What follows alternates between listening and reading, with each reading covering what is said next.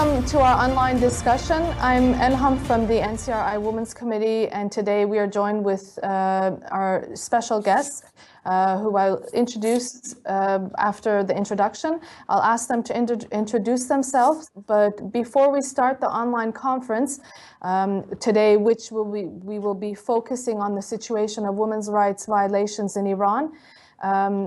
As part of this discussion, we have decided to expand on the 10-point plan drafted by Mrs. Maryam Rajavi on women's rights of tomorrow's Iran and compare it to the misogynist laws of the Iranian regime, where women are the first victims of this religious dictatorship, which has been ruling Iran for the last 37 years. Now, we are joined with two special guests. I wanted to ask you to introduce yourself. We have Dr. Ranjana Komari from India and also Ms. Diana Culi from Albania. Dr. Komari, please introduce yourself. I am Ranjana Komari from India. I am Director for Center for Social Research in Delhi. I'm a women's rights activist, and also I have served at the United Nations as gender advisor in the International Labour Office of Geneva. I have a long experience of writing about women. I have done 9 books. Which are on various aspects of lives of women, especially focusing on violence against women. I have been supportive of the struggle for independence and democratic rights of women of Iran, and also very much participated in the conferences where I have got opportunity to discuss with other sisters from countries which are democratic countries to draw their attention towards the issues that are very, very important for Iranian women. And also I have gone through very carefully the 10-point agenda of Madam Maryam Rajavi, and then I think it's something which is very substantive and which really focuses on democratic rights and restoration of democratic rights to women of Iran. Thank you. And Mrs. Diana Culi, could you please introduce yourself? Yes, thank you, Elham, and thank you for this conference. And good evening, Mrs. Komari, Dr. Komari. And I also am an activist on women issues. I am the president of Women's Forum for Albania. And in these 25 years after the change of the regime from dictatorship, I have worked too much on gender issues, on rights of women, against violence on women, and many other issues related to the women field. I have written also many books on the issue, and also I am a writer, artistic, and I have written many novels where, of course, the themes, the subjects of women are important. I am a journalist also, and I work actually in one of the main TV stations in Albania, where I work on women issues, culture, books, etc. And I have been involved in politics. I have been in one mandate as an MP on the parliament, and I was in the Commission of Social Issues. And I have looked very carefully to the 10 points of Mrs. Rajavi, and I think there is so much to discuss on them. Okay, thank you very much to both of you for joining us today. I'm sure your messages and your insights will be conveyed to the strong women of Iran who are following us today, and also will be able to, send your messages to them. As I mentioned in the start, we'll be speaking about the situation of women in Iran under the rule of the regime in Iran, where Iranian women have suffered the most. They have and they are the prime victims of this regime, and therefore they're the first ones to speak about regime change and have always been in the front line for freedom and democracy in Iran. As we witnessed in our history, in Iran's history, as soon as Khomeini took power, the first laws and the rules that were instated in his constitution were laws against women, particularly the compulsory veiling and the dress code. Right after, a few months after he took power, there was this law that was instated where women were stripped of their rights. For example, the women had no choice. They were forced to abide by this law. Other laws also came into power. For example, the legal age of, for girls was 18. After Khomeini came to power, it became 13. And then in the recent years, it has dropped to 9. Also, for example, women have been restricted in political leadership. They're forbidden to become presidents, they're forbidden to become judges, and this is part of the constitution. And on the international arena, for example, the Iranian regime has not signed international conventions, safeguarding the rights of women, for example, the CEDAW. It's one of the handful countries, one of the countries, yes, that have not signed the convention. And so this is why violence against women is institutionalized. So today we have the opportunity to speak about the fundamental rights of women, and I wanted to start with the 10-point plan that both of you have mentioned, which Mrs. Rajavi has written. The first point is fundamental freedoms and rights, and among this, the first point states that women shall have the equal right to enjoy all human rights and fundamental freedoms. Discrimination against women must be abolished in all forms. And for example, women should have equal rights to travel, to freely choose, their clothing, have the right to leave the country, to obtain foreign citizenship. These are among the rights of the first point. Now, Ms. Culi, I wanted to ask you about what's your opinion about this, because I know you've been working for many years on women's rights issues in your own country, and I wanted to ask you, why is it important? What is the need to have fundamental freedoms, and what has been taken away from Iranian women? What do you know? Oh, yes, thank you for the question. In all the countries, all the discriminatory regimes, dictatorship regimes, they have, as the first thing that they do is to oppress the women. Right. Because in this way, we have all the world, all the human society has a long history of discrimination, but in the last century, there have been many changes in many countries, and the fundamental rights, the CEDAW Convention of United Nations is a very important instrument for societies, for women, and for the governments that want to have a real democratic society. Because I have been in touch with you and from some years now, so I am informed of the women's situation in Iran, and really it is a very quite important work that you are doing to change the situation and even the women inside the country. Yes, so I think your fight for social rights and human rights is very important. It is not very easy. There are only in '96 when it was in Beijing conference, it was said in a very clear form that women's rights are human rights. Exactly. Because not always that thing was mentioned. Right.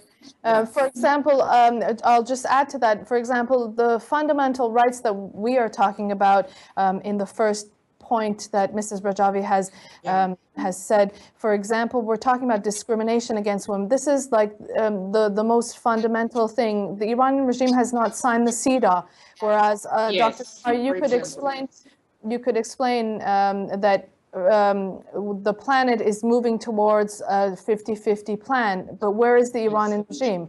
Or like, for example, women are not allowed to enter sports stadiums because they're women. Very fundamental things. Dr. Komari, would you like to add something on that? Well, I think it's very important to understand that unless there is democratic rights of women restored and also are guaranteed by the constitution as well as by the regime in terms of government, and also the institutional mechanism is developed to protect those rights. So the problem is that there are in constitution in Iran, still there are like Article 115 where constitution does not allow women, only religious and political men can become the president of Iran. That means every citizen does not have the equal right. There is discrimination between citizens and citizens. So women are less citizens than the men. Now this is really something which is totally against the spirit of democracy. That you treat women as a lesser citizen than the men, and also I find that the Article 163 of the Constitution, which really does not allow a woman to become a judge. Now, how do you call a judiciary as an independent judiciary, which will treat men and women equally, if you do not have women judges at all and you do not allow women to become judge? So I feel that the constitutional guarantee itself discriminates against women in Iran, and regime is perpetuating that discrimination by justifying it and also by rationalizing it through Constitution of Iran, which is extremely shocking that world is treating Iran as democracy, and look at the way this is supposed to be the democracy, which is discriminating women in the fundamentals of democracy itself. Right. So what you're, because the second point of the 10-point plan is equality before the law, which you have pointed out some of the points. In the second point, there's just like you said, it says women must enjoy protection of the law equal to men. Women must have equal rights as men before courts. And also, I wanted to ask you about your idea as to, in the 10-point plan, the second plan says the legal age for girls shall be 18. And prior to this age, girls should not be subject to criminal punishment, and the legal age has to be set to 18. But right now, the legal age is 9. What would you say about that? You know, this is not only a violation of Child Rights Convention, which has been globally accepted by almost every country of the world, that, violation. 9 years is a child, 80, below 18. 18 is the age when a person becomes adult. Below 18, it is the child. And if you are punishing the child with 10 days of imprisonment, a 9-year-old, or 74 lashes, as it is described in the punishment framework of the Article 638 of Islamic Punishment Act, which is totally shocking. I think this is really a brutality. This is really, putting children through all kinds of violence, which is totally not acceptable. So this is another thing which is really, and I think Mrs. Razavi's 10 points really focuses on this point, because equality before law, again, I will say rule of law is one of the fundamentals of democracy. If you do not have rule of law, and and everybody is not equal before the law, then certainly this is no democracy. What I'm trying to say is that in the name of saying that we are having election and somebody getting elected and then running the country in a most undemocratic, most the way that the discrimination between men and women, it is not acceptable. I think in accordance with the Iranian regime's law, a woman's testimony in the court has half the weight as a men's testimony. Now, this is something which is unheard of, unacceptable. How can you have women, presenting women's testimony, you do not treat as the full testimany, whereas men can? That means there is going to be never justice for women. They are not equal before the law. So if they are not equal, every citizen is not equal before the law, then there is no rule of law. And if there is no rule of law, there is no good governance and there is no democracy. For example, we have the case of, I'm sure both of you remember, we have the case of Rayhan Jabbar, the 26-year-old girl who was executed after 7 years of prison. Young designer, yes, young designer, yes. She defended herself to rape, but because she was a victim of violence, and then because she's a woman and because she has no laws, after 7 years, she's executed. And this is under Rouhani. This is under the new president, where the world calls a moderate, but this is, you know, inequality before the law. This is a very good example because I think the world tried to, you know, pressure the regime to stop this execution, this young girl, but the Iranian regime does not listen. Yes, and as I know from the data that since this president has come to and took office, 70 women have been executed by now by this regime. Now, what kind of, you know, how can you really have death penalty when the globally people are abolishing death penalty? Every democratic country is discussing, and also less and less death penalty, especially to women. It's really not heard of that women have been put through the gallows in the way 70 women have been killed by the current regime. Actually, I just wanted to ask you, we had a question right now coming in from someone who sent us a message on our Twitter asking us, is there executions of women still going on in Iran? And I think you answered very well. I'll just add to that, since the new president, the so-called moderate, has taken over, there have been over 2,300 executions, and among which 70 were women. And so nothing has changed, and the rate of executions has, you know, has been the highest of any of the president until now. So that was a question that we answered. Now let's go to the third point, which is freedom of choosing one's own clothing. And I think, like I mentioned at the beginning, this was one of the first laws that was instated. But in the 10-point plan, it says women are free to choose their own clothing. Government interference in this regard is prohibited, and the law of forced veiling shall be repealed. I wanted to ask each of you what what you think. I mean, is this right, or should the forced veiling be instated? Ms. Culi, what do you think? Yeah, of course, that it is a violation of human rights, because everybody must be free to decide its own clothing, and so this is not only a mentality or a religious rule or a tradition. It is an instrument, this pressure, not to become women free, because if you more rules you put, then more under pressure you put women, more afraid you make them, more social control you exercise on them. So this is a very, it is very thought. It's not something that it is because of a tradition, you know. Right. So it is very dangerous. The lack of freedom begins like this. Yes. That is my idea, and it has happened in many ways in many countries. So it's not a new thing. Yeah. Dr. Kumar, do you have anything to add on that, on freedom of clothing? I think this is just the fundamental right of every human being, every individual, to decide about what they want to wear, what they want to eat, what kind of education they want to have. It is not for the regime to decide. Exactly. But I have heard that if they have seen women without veil covering their head, then acid has been thrown on women. Yes, you know, have been publicly penalized, punished, and also that their faces have been deformed by throwing acid. Now, this is really extreme form of cruelty, because if women are not allowed to choose what they want to wear and what they want to, you know, that means that you're violating the fundamental rights of women as a citizen of a nation, and also that you are, you know, by throwing acid, there's extreme form of cruelty and violence against such women, which is intolerable, which is unacceptable.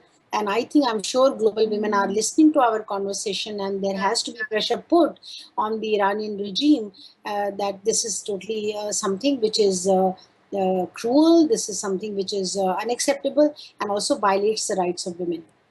Okay, I just have another question that came in from Sarah. She asked me about what is the idea of the 7,000 police forces, the undercover police forces that have been instated in Tehran to control the veilment of women. I'll answer to that.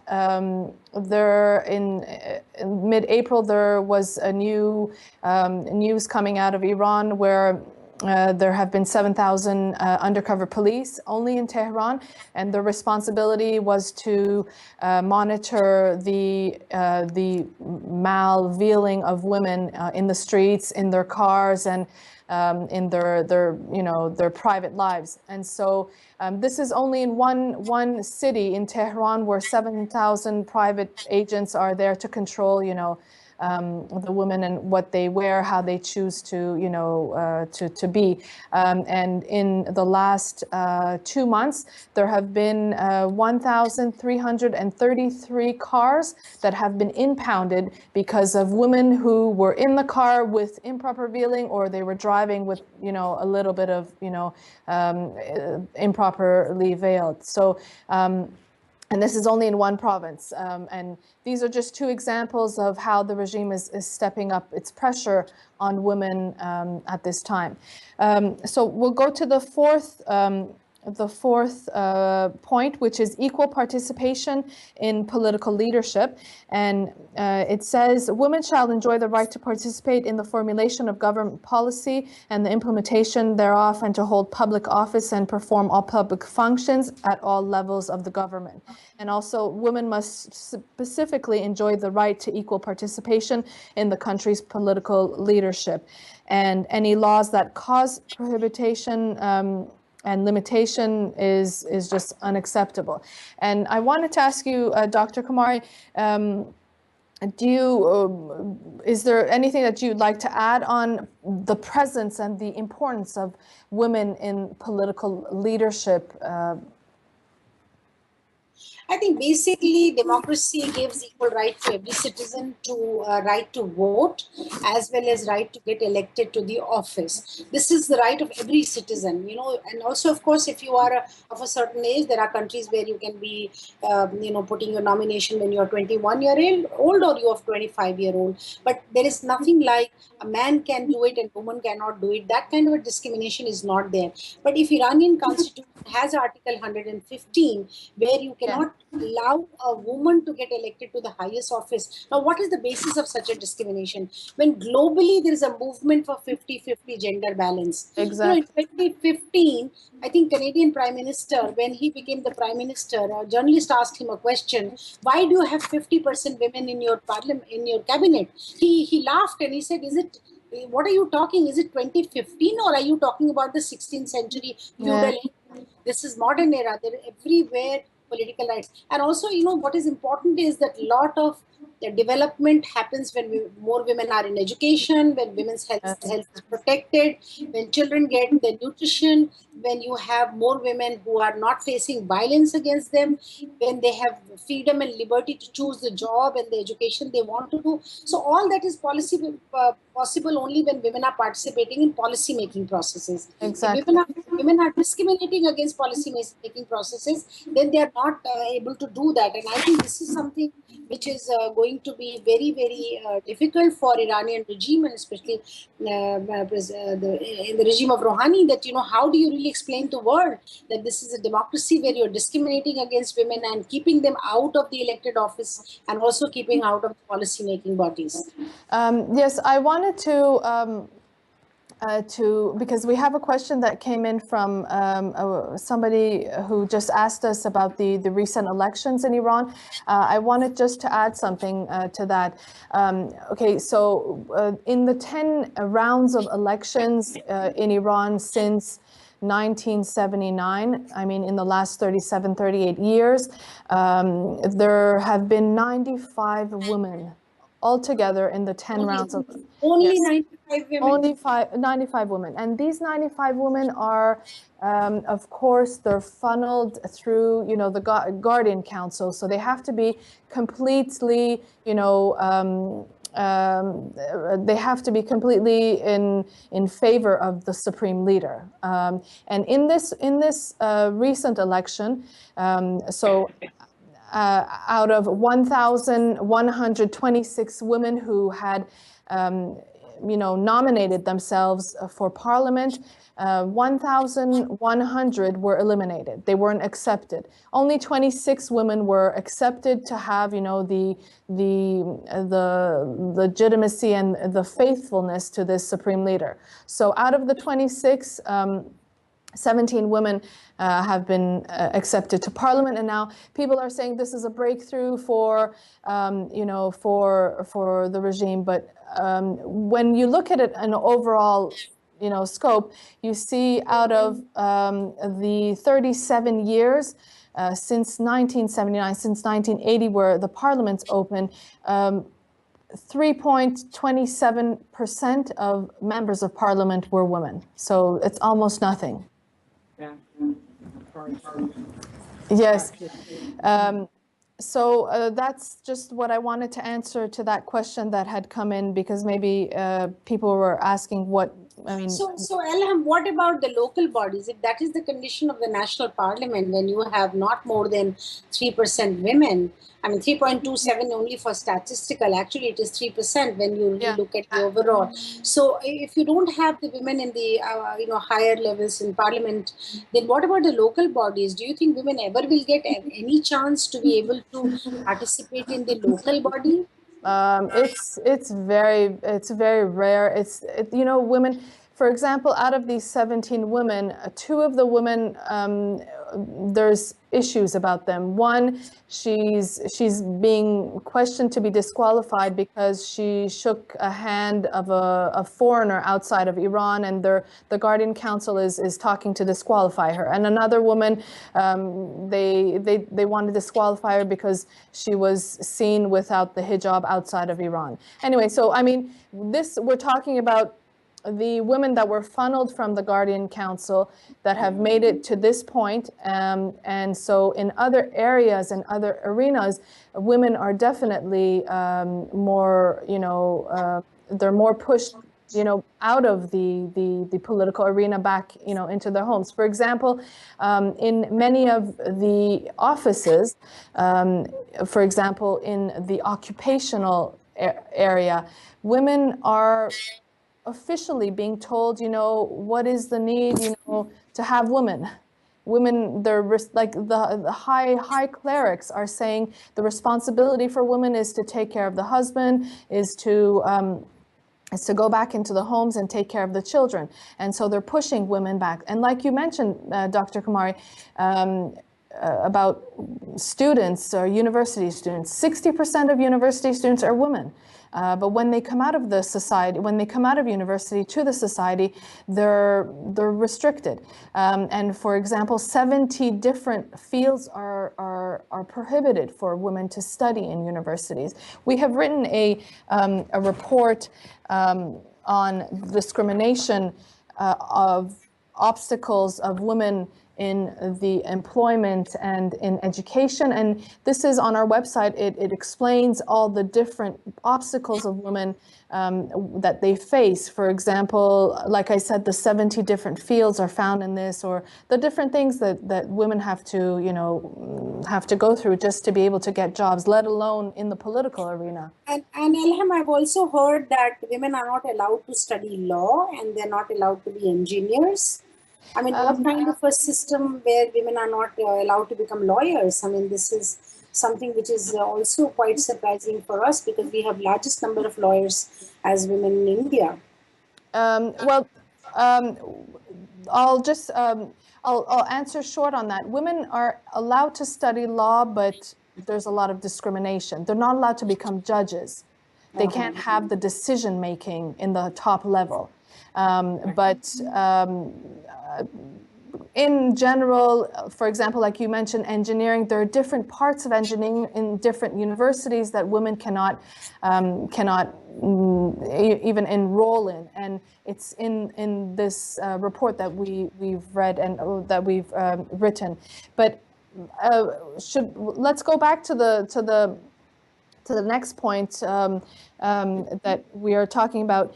Number 5 on the 10-point plan is equality in the economic sphere. So it says women should enjoy equal rights as men in terms of inheritance and entering, contracts and managing property, and women should have equal opportunity as men in the labor market. And I think we talked a little bit about this. If you have also, it says women must receive equal pay for equal work, and addition, job security and benefits. If you have anything to add on that, because I think we talked about it a little right now, but if you have anything, Dr. Komari or Ms. Culi, if not, we can go to the next point. I think let me just mention one small thing. That is, the inheritance under the regime's law is based on the notion that the share belongs to a woman in half of what belongs to a man. I mean, this is again discrimination. It's a very serious discrimination because this economically disempowers women. This ratio appears in all the mullah's civil laws regarding inheritance rights. And also the other issue is about 12% women are in active labor force, whereas women go to universities, as you said, almost 60% women. So really a lot of this whole national resource, because so many educated women are not allowed to do anything. So this national resource is not being used for development, but is going waste. Right. You are right. That's how it is. I mean, 12% activity of women, whereas, the 60% university students are women and girls. Ms. Culi, do you have anything to add, or should we go on? No, I think you analyzed very well, and Dr. Komari also. So just to add a line that if the women are economically strong, then the situation changes. So for that, they create situations very, very difficult on it. Okay, let's pass in the other point. Yes, so the 6th point is equality in the family. Equality in the family. Like we said, women must have free and equal right to choose and marry, divorce a spouse, and they shall have equal rights to obtain custody of the children. And then marriage has to be marriage before legal age, reaching legal age is prohibited. Ms. Culi, do you have anything to add on that? Yes, it is really very shocking to see the testimonies that that in Iran is happening on these issues. Just to see that how the little girls are pushed to be married, or the mass wedding ceremonies. All these things that happen there are really that make us very upset on this situation. And because it is really to destroy the life of women. And I think even the divorce is something that it is instrumentalized on, so for men to have more women, or just to change their marriages, etc. So this is really very dangerous, because it makes women weaker in their life. Exactly. And so it's very, so I hope that women and families are fighting against this. I know that it's very difficult, but it's really a very dangerous phenomenon. Right. And also, Elham, just one line I want to add is that forced marriages and child marriages prohibited under UN Convention, United Nations Convention. Again, I'm mentioning every time because a lot of countries are signatory to these conventions, and Iran is not. Because Iran is practicing all this, and these forced marriages are really seen as cruelty against children. It is violation of child's right, and also it is, and also forcing children into sexual slavery. Because when they're too small, too young, and they're not able to decide who they want to marry, or they're not able to decide what age they should get married, then these girls are pushed into sexual slavery. Right. Yes, exactly. So we have another question from Twitter about political prisoners and prisoners of conscience. They've asked, do we know the exact number of women who have been arrested? I just wanted to add to this, we don't have the exact numbers, but we have written a report just recently on political prisoners in Iran, the female political prisoners, and the conditions of women's prisons and the discriminations that they face as prisoners. And I'm sure we have a clip that we wanted to show right now. I don't know if you'll see it, but it's about Atena Faraghdani. She was an artist who drew a picture or character of the Iranian regime's, the heads of the government as animals, depicting them like as cows and as pigs. And then she was charged for propaganda, and she was taken to prison. And due to the international campaign that we have worked and around the world, people have very actively worked to free her. She was just released a few days ago, and we wanted to show this clip. If you could just, we could watch it together. We do not jail people for their opinions.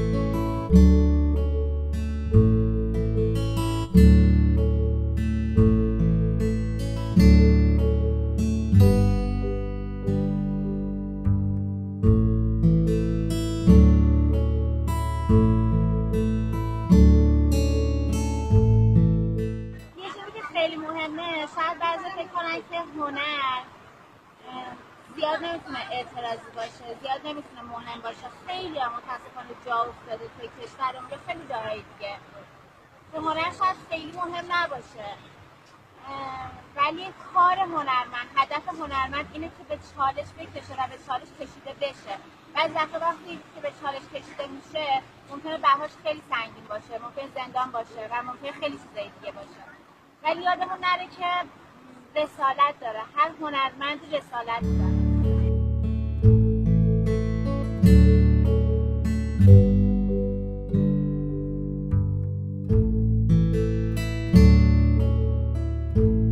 Until whenever the clip is there. So the seventh point, just also before I go to the seventh point, in Women's Day conference this year that we held in Paris, Mrs. Rajavi pointed out very well in her speech about the discriminations against women, particularly pointing out to the issues of the history of Iranian women's struggle in the past 37 years, where out of 120,000 people who were executed from our movement, 30% were women, and girls as young as 13 were executed for their right to freedom and democracy, or even pregnant women.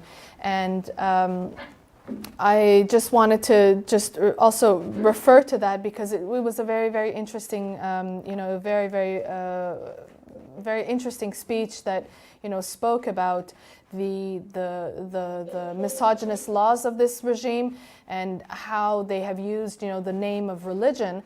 And on the other side, we strongly believe in individual, rights of people. People should be able to, to live in freedom and democracy. So let's go to the seventh point, which is prohibition of violence, which points to the death penalty against women shall be annulled. The death penalty shall be annulled, and torture, offensive, and degrading treatment of women shall be prohibited. Rape shall be considered a crime wherever it occurs, and various forms of violence against women, acts of intimidation or forcible deprivation of their freedoms shall be considered crimes.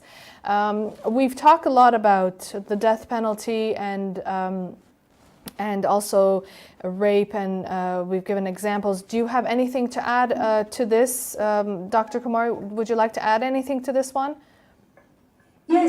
Yes, I think you did give example of Rihanna Jabari, and Yes. you know that she was raped and she was in fact executed. So instead of getting justice, instead of getting any kind of support from the regime for having and the guilty was not punished. Instead, the woman herself was penalized. So what kind of a justice system is this? I mean, this is totally not justice. This is reverse justice. In fact, it is injustice that instead of getting a law which protects women against this, where you are not, and also execution of women. And I said that globally there is debate to go do away with capitalist punishment, and so many people have been executed in Iran. Now this is really looks like a very primitive regime, where also the regime which always takes the cover of the religion, which is totally unacceptable, because they are themselves being so misogynistic, they are being so patriarchal, and also then trying to protect themselves by taking the shelter of the religion and misconfusing the people of Iran, and they are justifying themselves by using the the pretensions and pretexts of the religion. Right.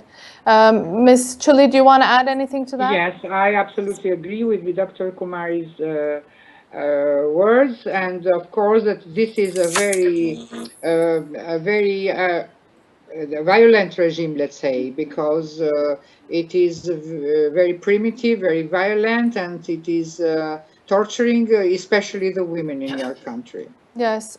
Okay, so we'll round up the three others because we've talked about it. 8 is prohibition of sexual exploitation, which mostly is about trafficking of women, and the 9th is repelling the mullah's Sharia laws, and the 10th is social benefits. Do any of you want to add anything on these 3 last ones? On social benefits, I would like to add something. Yes. Because it is absolutely necessary. The country, as everywhere, is not full of rich people that can afford high payments for the hospitals, like the case that it is shown in the story of the website for the young girl who is. It is absolutely terrific that they maintain the young girl in the hospital because she cannot pay. The payment. So this is tremendous. So I think that, but the only positive point on all this that we have discussed during this hour, it is that they are making a boomerang of it. All these very terrible rules, laws, oppressors, etc., will not last because people will not bear so long these things. It has happened in all the societies. So I hope that it will be changed, but actually it's really a very hard situation. I think also in the context of social development goals, which have been just announced, SDGs, and the globally people are trying to move the countries towards better health for women and children. And when you look at the way the situation in Iran is, there's a lot to be done. But basically the root of all this is depriving women from policy making positions. If there were enough number of women in the parliament, at least 50%, or if not 33%, then I'm sure Parliament would have legislated differently. There would have been different schemes, programs, projects targeting especially women and children towards their health, towards their education, towards their protecting them against violence, including the law enforcement agencies, which are, you talked about the police force, which is in plain clothes or whatever they are, in fact punishing women instead of protecting women. I mean, this is really very, very unacceptable situation where police force, which is supposed to have been trained to protect women and provide the social security, social benefits, ensure that all this reaches out to women. Anybody who is not doing it is penalized instead of women being penalized for all this. I just want to add to something like that. The problem is that within such a regime, things are not going to change because, like I mentioned before, those people who are allowed to be members of the parliament have to be, the top faithful people, to the supreme leader, because everything. The last decision maker is the supreme leader. There's no such thing as any form of freedom in Iran. So it's very, very, it's impossible for change from within. For example, look at this new president. They call him a moderate, but he's the same. He's part of the same regime. He was actually, Rouhani was actually the one who. I have a document here.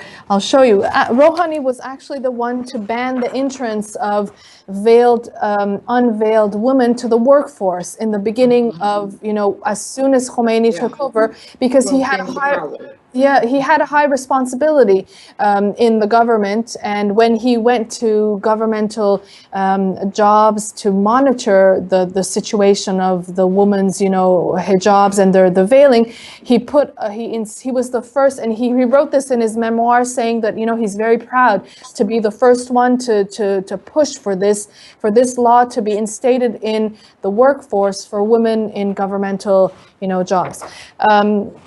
Other than that, we have two questions that are coming in. One is asking you, our guests, why are you so involved in this idea? I mean, in this in this cause, and they want you to. What is your interest, and what would your message be to, the women of Iran?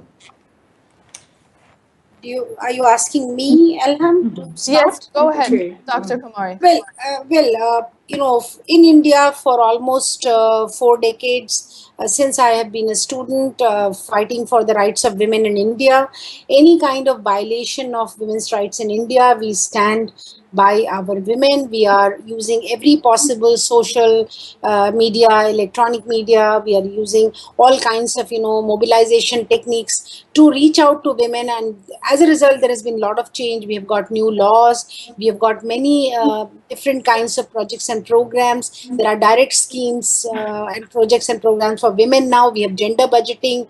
We have many ideas which got institutionalized because of the struggle. My support for Iranian women, when I read the news in Indian newspapers or when I'm traveling abroad, how women have been victimized because they have not used the veil, and they throw acid on women, they rape women as punishment. The women have been executed in Iran. I think really, as a women's rights person, I want to stand by Iranian women. I want to help them fight the battle whichever way I can. My commitment is for women's rights. My commitment is against patriarchy. My commitment is against any misogynistic regime. And I do see Iranian regime as a very misogynistic regime, very patriarchal regime, which is really has taken away all the rights of women of Iran. And I'm sure one day Iranian women will get up. We are all supporting as a global women's movement to Iranian women. We are all part of the global women's call for equality for women and empowerment of women. So that is why I am with Iranian women. Bravo. And Ms. Culi? Of course, I think that women issues are universal. So every woman problem is our problem. And I think that every voice that can be raised on support to women, Iran's women's situation, that is very hard. It is a help, it is a support, it is something that can go on. So I think that we never must leave Iranian women alone, and we must add our lines to be in this support. And as a militant as an activist of women issues, of course, my life has to be always in the side of women, and especially in this moment on Iranian women's sufferings. Very good.